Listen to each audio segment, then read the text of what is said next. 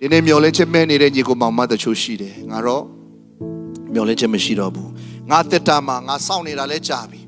ငါဘာမှနမိတ်လက္ခဏာလည်းမမြင်ရဘူးငါစိတ်တကြတယ်ဆိုပြီးတော့နောက်ဆုတ်နေတဲ့ယုံကြည်သူတွေလည်းတချို့ရှိတယ်မိတ်ဆွေဒီကနေ့ကျွန်တော်ဟောအပေးခြင်းတယ်စိတ်တမကြပါနဲ့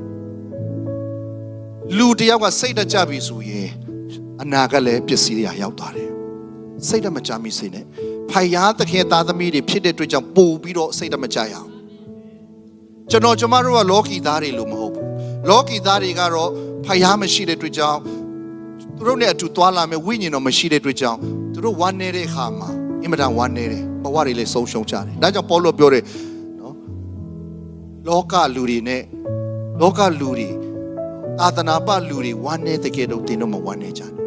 ဘာဖြစ်လို့လဲကျွန်တော်တို့မှာမျောလင်းခြင်းရှိတယ်တန်ရှင်သောဝိညာဉ်တော်နဲ့တည်တော်ရှင်ရှိတယ်ဒီကနေ့သိရတဲ့တာမှာဘာကြောင့်စိုးရိမ်နေရတာလဲဘာကြောင့်ကြောက်ကြနေရတာလဲဘာကြောင့်မျောလင်းခြင်းမဲ့နေရတာလဲကိုယ်ခွန်အားနဲ့ကိုယ်လှုပ်ရမယ်လို့ထင်နေတဲ့အတွက်ကြောင့်ဖြစ်တယ်ဒီနေ့သင်ခွန်အားနဲ့ဘုရားကလှုပ်ခွင့်မပေးတော့သူ့ရဲ့ dynamite တကူနဲ့လှုပ်တော့မယ်ဘုရားရှင်ဖြစ်တယ်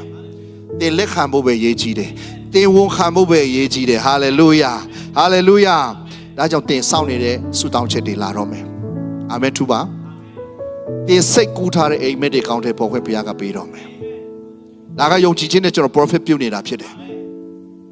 သင်ကိုငါအလင်းမစွန့်ပစ်